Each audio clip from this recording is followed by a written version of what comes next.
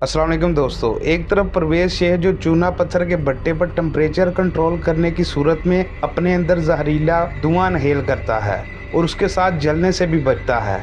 दूसरी तरफ गुलशेर जो गन पाउडर का इस्तेमाल करता है चूना पत्थर की चट्टानों को तोड़ने के लिए, और उसके पास आग लगाने के बाद बस थोड़ा सा वक्त होता है भागने के लिए।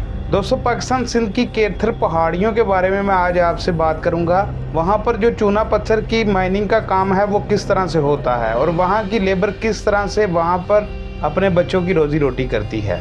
सबसे पहली बात ऐसी साइड सिंध की जो बहुत पसमानदा है, वहाँ पर सिर्फ अगर तलीम एजुकेशन किसी का हक है तो वो वडेरों और अमीरों का है। दोस्तों, चूने को पकाने का एक ऐसा अमल है जो दुनिया में खतरनाक तरीन कामों में से काम माना जाता है, और ऊपर से भट्टों पर काम करने वाले भट्टा ओनर के ट्रैप में आ जाते हैं कर्जे के नीचे लगकर। चूना पत्थर को प्रोसेस करके जो चूना पाउडर बनता है वो बहुत सी सनतों के इस्तेमाल में आता है, जैसे कि सड़कें, पेंट, शुगर मिलें और भी बहुत सी चीज़ें हैं। चूना पत्थर से चूना पाउडर प्रोसेस जो है वो पूरे पाकिस्तान में होता है, लेकिन हर जगह पर जदीद टेक्नोलॉजी भी आ चुकी है।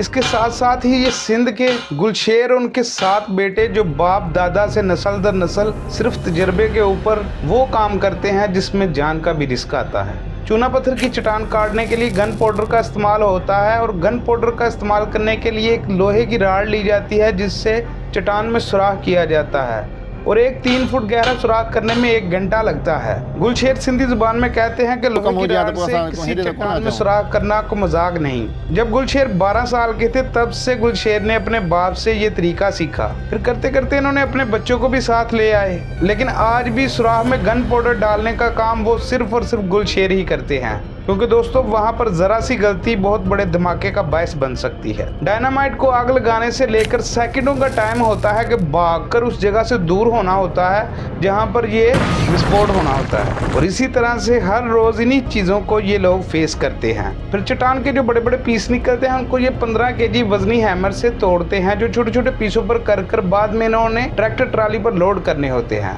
आज तक सिंध में जितनी भी माइनिंग हुई उसमें कितने जख्मी हुए और कितने जान से गए हुकूमत के पास कोई रिकॉर्ड नहीं।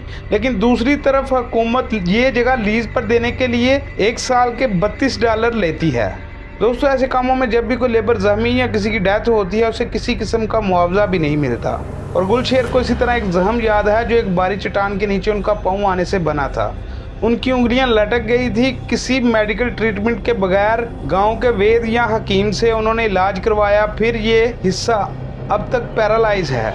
गुलशेर कहते हैं कि थोड़े ही दिन बाद जब मेरा जख्म खुश्क होने लगा और मैं फिर काम पर आ गया, और यही हकीकत है। दोस्तों, ये पूरी भरी हुई ट्राली जो चूना पत्थर के पीसों की है, इसका सिर्फ और सिर्फ भट्टे वाला 2500 रुपये पर ट्राली देता है, जिसमें से अगर ये आपस में बंटवारा करे तो 312 रुपये फी शख्स को आते हैं। कच्चा माल जब भट्टों पर पहुंच जाता है तो फिर इससे मजीद बारीक किया जाता है भट्टे के अंदर दाल करने के लिए। फिर बड़ी एहतियात से कारीगर इन चूना पत्थर के पीसों को इस भट्टे में चिनता है, और ये भट्टा भी मैनुअली तैयार होकर 33 फुट तक इसकी हाइट चली जाती है, जिसके ऊपर एक छोटा सा सुराख होता है और उसके नीचे आग जलाई जाती है जिसकी गर्मी 1600 फ़ारेनहाइट होती है। इसको पूरे को तैयार करने में 3 दिन लग जाते हैं, और इसके अंदर 1000 टन तक चूना पत्थर आ सकता है। इस किस्म के भट्टे तो अंग्रेजों के दिन है, मगर अब अंग्रेजों के पास जदीद मशीनरी आ चुकी है, और पाकिस्तान में अब भी कुछ ऐसे इलाके हैं जो गुर्बत की वजह से देसी तरीके करने पर मजबूर हैं। फिर अगला प्रोसेस शुरू करते हैं परवेज शेख, जो खजूर की डालियों को लेकर इस भट्टे में डालते हैं, और ये 24 घंटे तक मुसलसल इस टेम्परेचर को मेंटेन रखने के लिए 1600 डिग्री फ़ारेनहाइट पर रखते हैं। फिर 24 घंटे इस भट्टे को ठंडा होने में लगते हैं। बाद में ये भट्टा खोल लिया जाता है, फिर अंदर से चूना पाउडर लिया जाता है जो पत्थरों की शक्ल में अंदर गया था। परवेज शेख का इतना पुराना तजर्बा, और अब तक परवेज शेख सिर्फ हफ्ते की जो अर्निंग कर रहे हैं वो सिर्फ और सिर्फ $9 बनते हैं, जो लगभग पाकिस्तानी 2500 रुपया बनता है 1 वीक का। और कभी कभी ऐसा भी होता है कि परवेज को अपना घर चलाने के लिए भट्टा मालिक से कुछ कर्ज भी लेना पड़ता है। दोस्तों, इतनी कम सैलरी में आप ही बताएं कि कैसे परवेज या परवेज के बच्चे इस कर्ज के ट्रैप से बाहर निकल सकेंगे।